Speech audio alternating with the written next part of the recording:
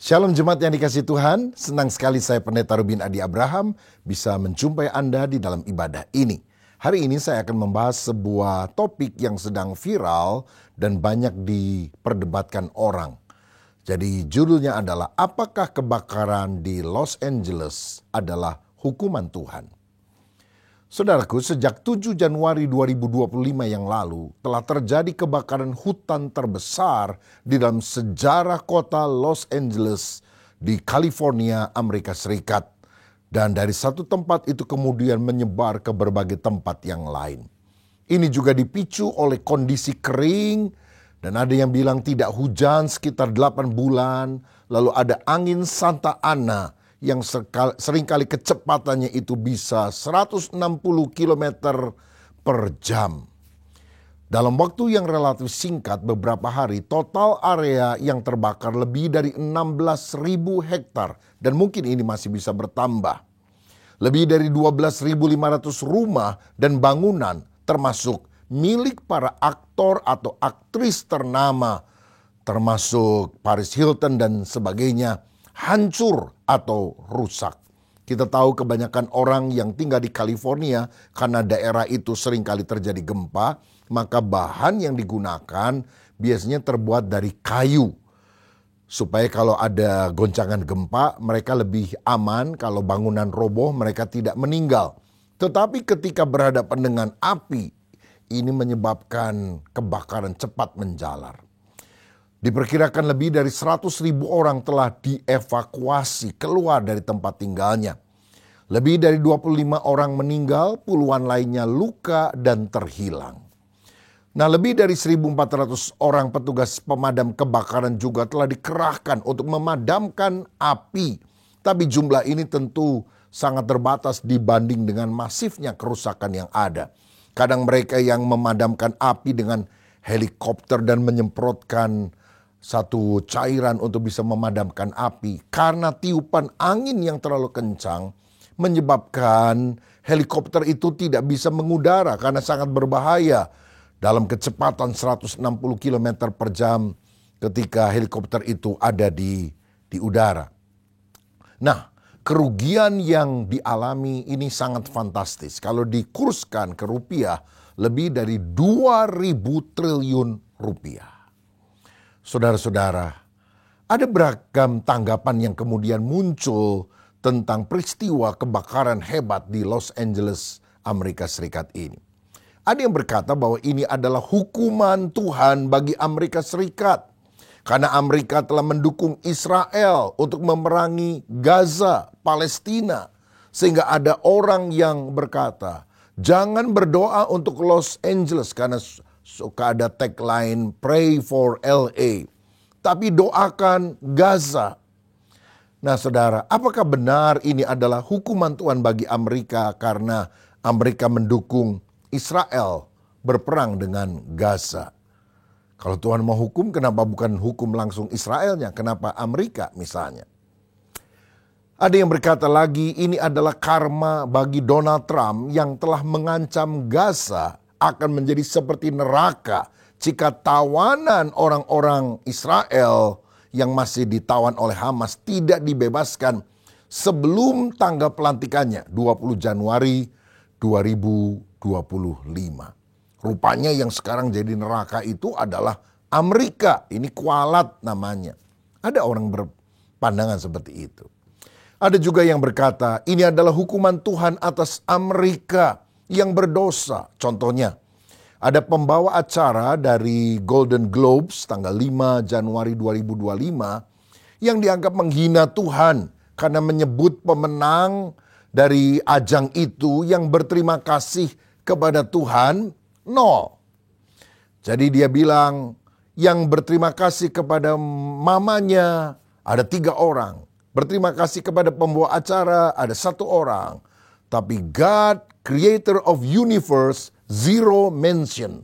Nggak ada orang yang berterima kasih kepada Tuhan. Dan dia melanjutkan, ini tidak heran untuk kota yang tidak bertuhan katanya. Yang tidak mengakui adanya Tuhan. Lalu cuplikan itu beredar luas. Seakan-akan gara-gara omongan itu, maka Allah murka dan menghancurkan kota Los Angeles.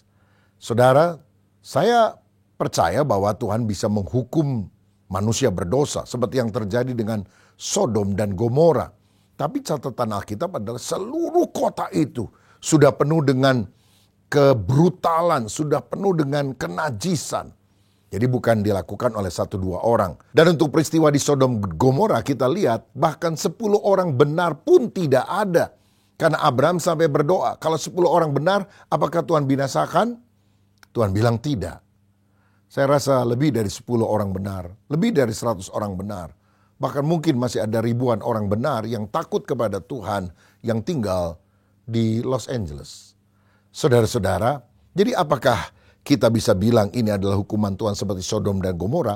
Walaupun luasnya kebakaran yang sangat masif ini, saya yakin lebih besar dari yang dialami oleh Sodom dan Gomora. Karena Sodom dan Gomora pada waktu itu relatif lebih kecil dibandingkan dengan Los Angeles. Lagi pula kita melihat ada gereja yang tidak terbakar, lalu dibuat glorifikasi, Tuhan melindungi, Tuhan menyertai, Tuhan hebat, bertanda ada hadirat Tuhan di sana.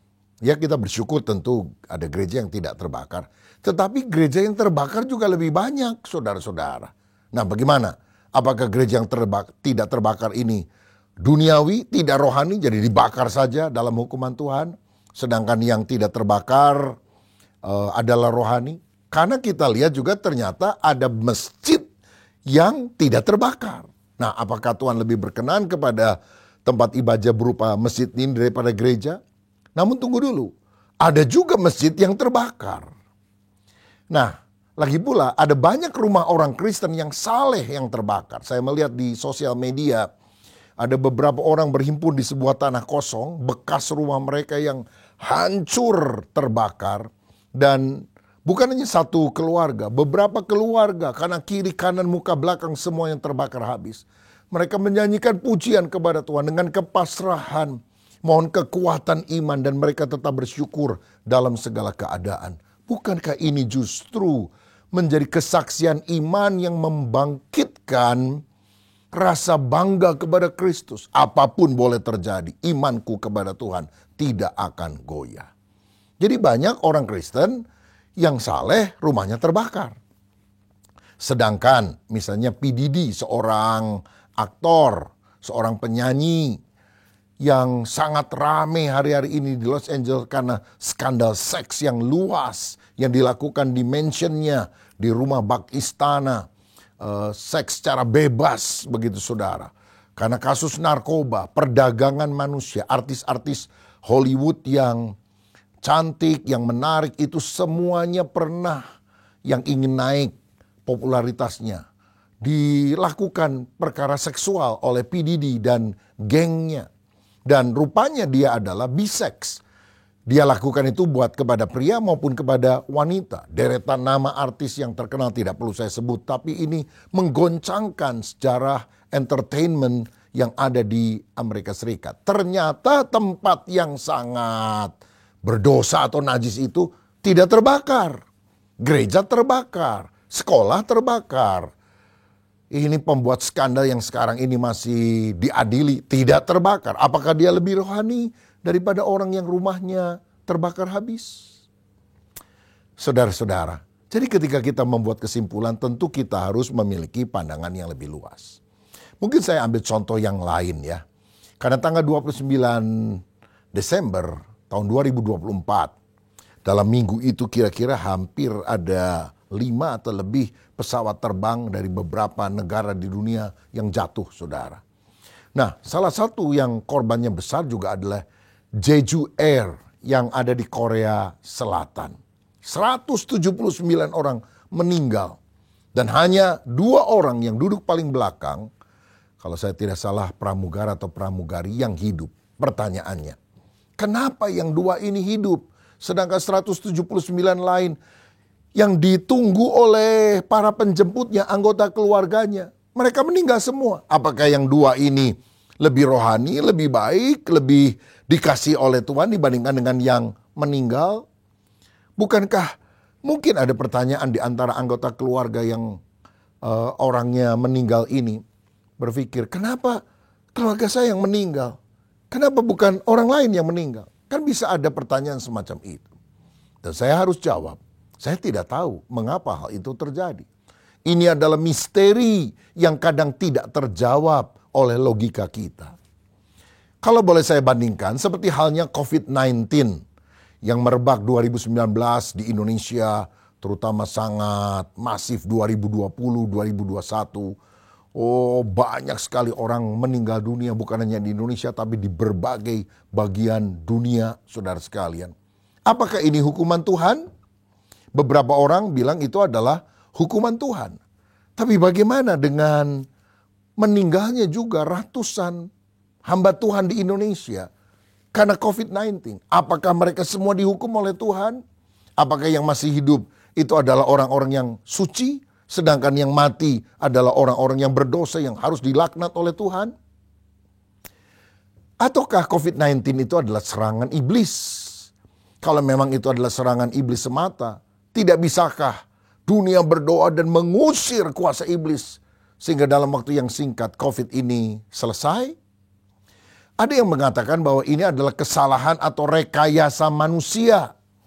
Oh, ini dibuat dalam laboratorium di Wuhan, katanya di China, dan kemudian lepas virusnya menyebar.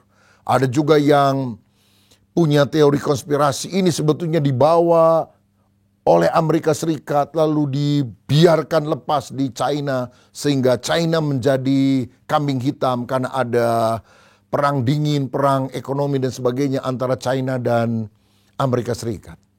Saudara, ada banyak spekulasi yang kita juga tidak tahu apakah benar atau tidak yang muncul pada waktu itu. Ada yang juga berpikir jangan divaksin karena vaksin adalah alat antikris. Orang yang divaksin akan murtad menyangkal Tuhan. Ternyata setelah kita melakukan vaksinasi dan terjadi di seluruh dunia, orang-orang tetap setia kepada Tuhan, malah banyak yang menggebu-gebu rohaninya makin melekat kepada Tuhan karena melihat ini sebagai tanda yang akan terjadi pada akhir zaman, tetapi memang belum kesudahannya. Ada banyak kesulitan yang terjadi. Jadi, mungkinkah manusia yang membuat semuanya itu? Maybe yes, maybe no. Kita tidak tahu. Atau ini adalah pandemi, penyakit alamiah. Karena pandemi juga pernah terjadi dalam berbagai abad sejarah kehidupan manusia. Saudara-saudara, saya mau bilang begini. Ketika manusia sedang menderita, manusia seringkali bertanya, why? Why, Lord? Why me, Lord? Kenapa saya yang harus mengalami? Kita biasanya ingin tahu penyebab segala sesuatu. Dan ketika kita mencoba menemukan jawaban untuk problematika penderitaan, penyakit, seringkali jawaban yang muncul itu sifatnya spekulatif. Ya bisa benar bisa tidak, namanya juga spekulasi manusia. Atau sifatnya subjektif. Jadi orang ini bilang hukuman dari Tuhan, yang lain bilang serangan dari setan, yang ketiga bilang ini faktor alamiah, yang lain berkata ini adalah rekayasa manusia, atau ini bencana alam. Macam-macam jawaban. Dan kita kalau saling mengklaim saya yang paling benar, justru terjadi percekcokan. Seperti halnya Ayub. Ketika 10 anaknya mati, seluruh hartanya habis, badannya penuh dengan borok dan bisul. Teman-temannya datang, maksudnya untuk menghiburkan dia. Tetapi ternyata apa? Teman-temannya kelihatannya konklusinya mirip, saudara. Ini dosa Ayub, harus bertobat. Sampai Ayub bilang apa? Penghibur sialan kamu ini. Ngapain kamu datang? Bukannya dukung saya, malah nyala-nyalain saya. Dan ternyata pandangan dari teman-teman Ayub ini juga berbeda dengan pandangan dari Allah. Karena ketika orang bilang ini pasti karena dosa Ayub. Tuhan bilang Ayub itu orang yang hidup saleh dan benar. Bahkan Ayub ini dibanggakan oleh Tuhan kepada iblis. Bayangkan, nggak ada orang yang seperti ini. Tuhan bangga, nih lihat anakku satu. Setia, saleh, hidup benar. Ya iblis, aku ini punya anak model seperti ini luar biasa. Maka iblis kemudian panas hati. Dia bilang, Tuhan, ya jelas karena dia diberkati. Coba kalau semua hartanya, kesehatannya kau ambil, pasti dia akan menyangkal. Tuhan bilang, oke, silakan aku kasih izin pagar pembatas dalam perlindungan rohani dalam hidupnya, aku angkat sebentar. Tapi kamu jangan bunuh dia. Dan macam-macam masalah dialami oleh Ayub. Tapi akhirnya Ayub tidak menyangkal Tuhan. Dia bilang, Tuhan yang memberi, Tuhan yang mengambil, terpujilah nama Tuhan. Dalam kesemuanya itu Ayub tidak berbuat dosa dengan bibirnya dan menuduh Allah berbuat yang kurang patut. Sampai pada akhir hidupnya Ayub diberkati double porsi.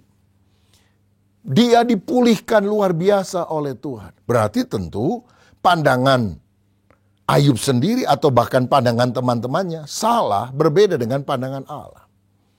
Jadi maksud saya begini, jangan kita berpikir diri kita adalah Allah. Ada rahasia Allah yang kadang tidak dapat kita pahami. Jadi daripada kita bilang, ini hukuman Tuhan, bilang, oh pasti hukuman Tuhan dan sebagainya. Ingat Bapak Ibu Saudara, kita bukan Tuhan. Lebih baik kita sadar kita manusia yang terbatas. Dan mulai berpikir, apa hikmah yang saya bisa pelajari dan terapkan melalui kasus atau musibah ini. Jadi lebih bijaksana kalau kita bertanya, apa? Bukan mengapa hal ini terjadi, karena jawabannya bisa beragam. Tapi apa? Apa sikap atau respon saya menghadapi situasi ini? Apa yang kita harus lakukan agar kuat menghadapinya? Apa yang kita harus lakukan agar tidak terjadi lagi hal buruk ini di masa yang akan datang? Juga apa yang harus kita lakukan untuk bisa menolong orang lain yang menjadi korban daripada bencana ini? Saudara-saudara, karena itulah pada bagian berikut saya mau menjelaskan apa sikap yang kita harus miliki ketika melihat orang lain atau lingkungan kita sedang mengalami masalah atau musibah. Karena jawabannya itu bukan jawaban tunggal seperti saya sudah jelaskan, maka saya akan menggunakan akronim JAMAK. JAMAK. Apa sikap yang kita harus lakukan ketika kita melihat musibah seperti kebakaran di Los Angeles ini? Pertama, J. Jangan gampang menghakimi. Salah dia, dihukum Tuhan. Jangan kamu menghakimi supaya kamu tidak dihakimi. Sebab sikap menghakimi itu akan menghilangkan belas kasihan kepada sesama dalam hati kita. Malah kita mensyukuri kemalangan orang lain. Tuh, gara-gara menyerang Gaza, Allah murka, dibantai semua orang yang ada, dibakar semuanya. Nah, kalau sudah sikap demikian, yang muncul adalah kebencian, kepahitan. Nggak ada belas kasihan kepada orang yang menderita. Bayangkan, kalau saudara misalnya nyuruh anak kita baca Alkitab sebelum dia pergi sekolah. Anak bilang, papa saya udah telat. Langsung dia kabur dan tidak mau mendengar nasihat saudara untuk anak itu baca Alkitab. Waktu dia lari, ditabrak motor di pinggir jalan. Wah, kesakitan.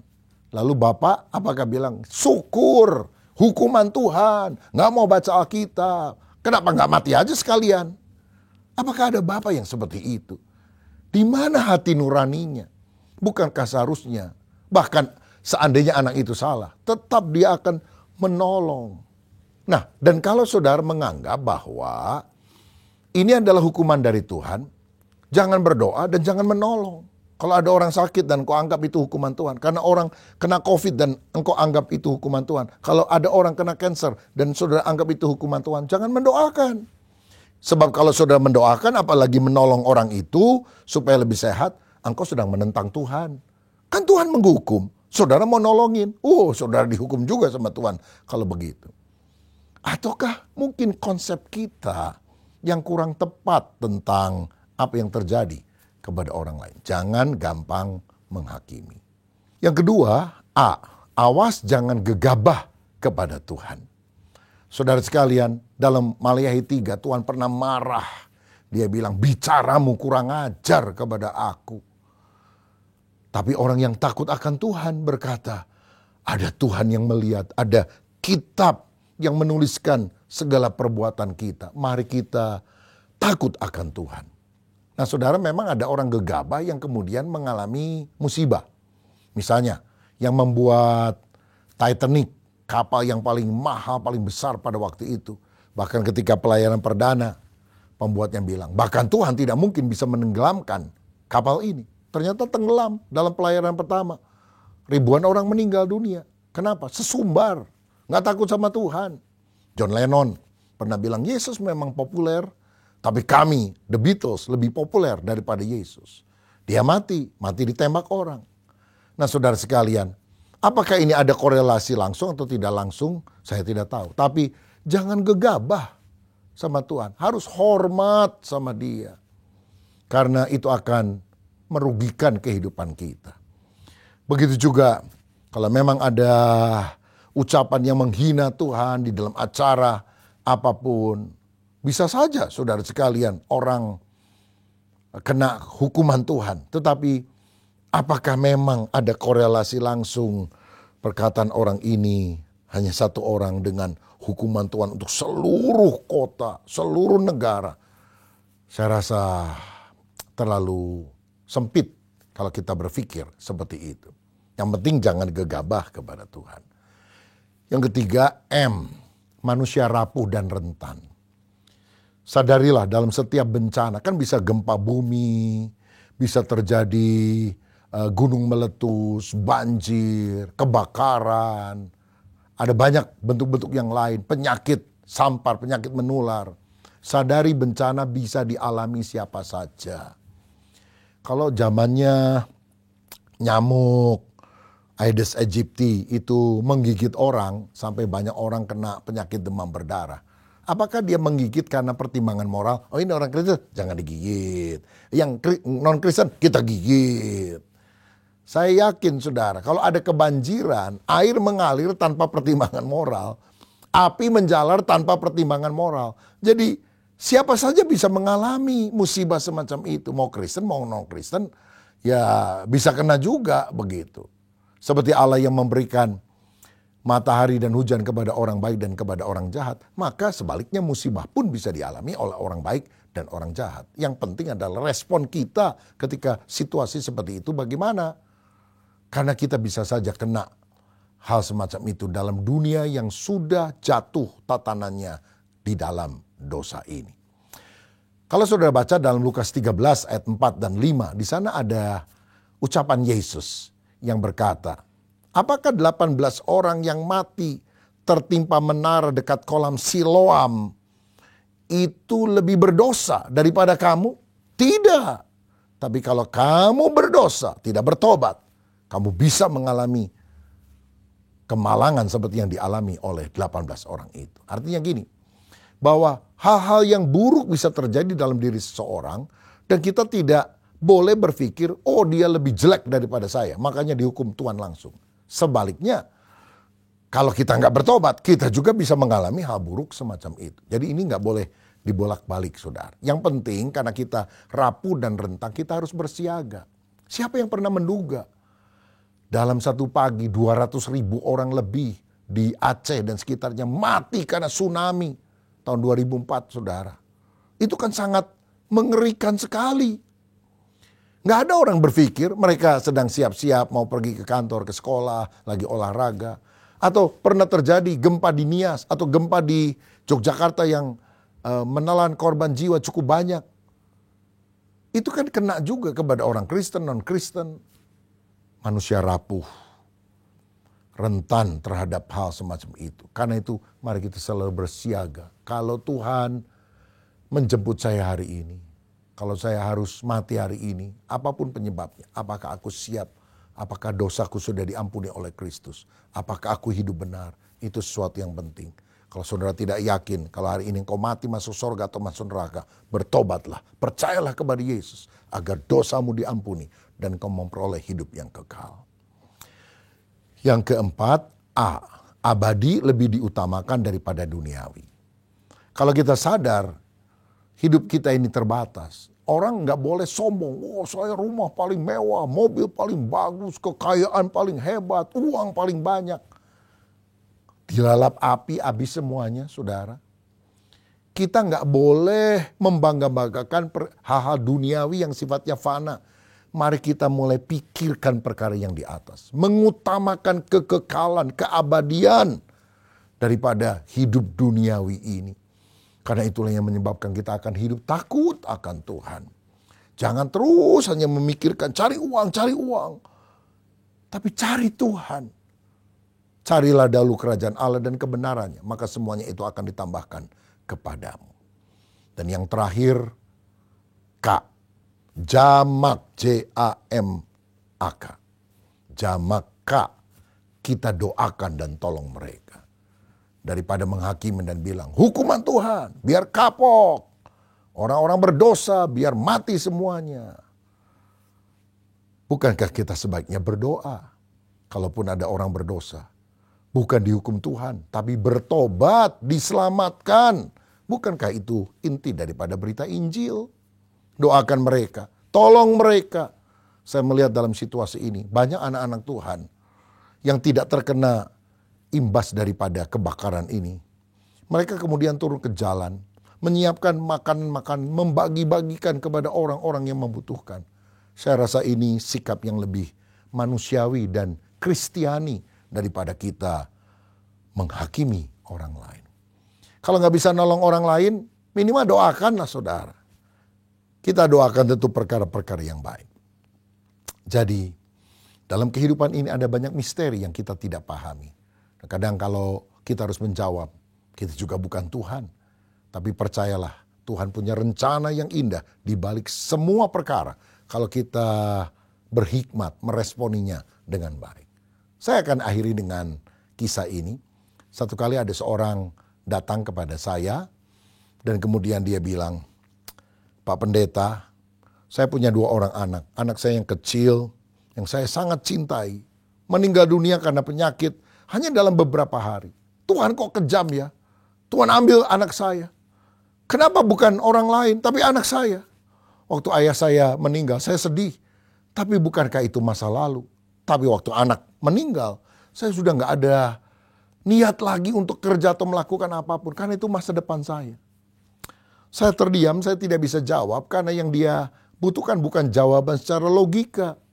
Tapi satu kerinduan untuk dimengerti, mendapatkan empati dari orang yang mengerti situasi ini. Dan saya bilang, saya tidak tahu jawabannya. Ini misteri Tuhan yang kita tidak bisa pahami. Tapi bolehkah saya menceritakan sebuah kisah? Misalnya saya ini adalah teman baik Anda. Saya punya cincin berlian yang sangat besar dan mahal. Lalu saya mau 2 minggu ke Amerika Serikat, saya nggak mau bawa barang ini, takutnya nanti dirampok sama orang. Jadi saya titipkan kepada Anda, teman baik saya. Titip ya. Saudara bilang, ya oke. Saudara pakai tuh cincin. Selama 2 minggu dibanggakan, disukai. Bangga banget, senang banget dengan cincin ini. Setelah 2 minggu saya pulang, saya minta balik dong, karena itu milik saya. Lalu Anda bilang, apa? Kenapa kamu minta lagi? Ini kan saya sudah sukai. Enggak, kamu jahat. Kamu kok minta lagi apa yang kamu titipkan kepada saya. Kalau seandainya kisahnya seperti itu, saya mau tanya, yang jahat saya atau Anda? Orang itu bilang, ya saya dong Pak. Kenapa?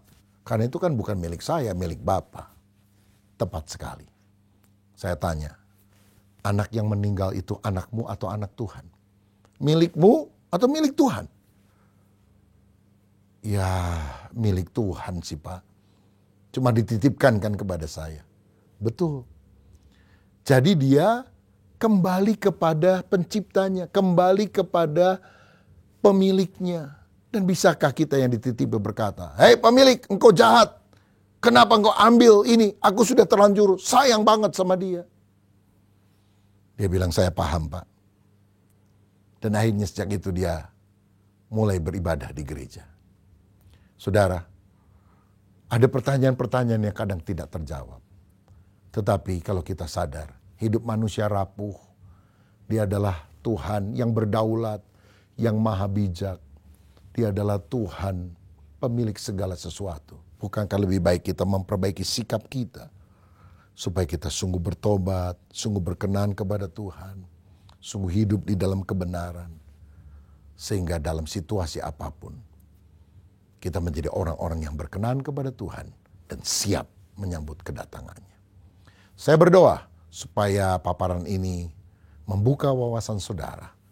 Sehingga kita menjadi orang yang sungguh-sungguh punya belas kasihan, simpati, dan berempati kepada orang yang sedang mengalami musibah. Mari kita berdoa. Bapa, terima kasih untuk kebenaran firman-Mu. Kami sadar kami manusia terbatas, otak kami terbatas, kami tidak bisa menyelami misteri Tuhan yang luar biasa. Dan biarlah kami menjadi orang yang mulai melihat ke dalam diri kami. Apa yang kami harus lakukan dalam situasi-situasi seperti ini. Karena musibah akan makin banyak terjadi di akhir zaman sesuai dengan nubuatan Alkitab. Dunia sudah makin tua. Tapi kami percaya kalau kami memikirkan perkara yang abadi, bukan hanya duniawi, yang kekal, bukan hanya yang fana dan sementara, maka kami akan tetap mengalami damai sejahtera bersama dengan Kristus. Dan kami yakin kalau kami beriman kepada Kristus, tutup mata di bumi, buka mata di sorga. Berkat atas kami dalam nama Yesus. Haleluya. Amin. Tuhan memberkati.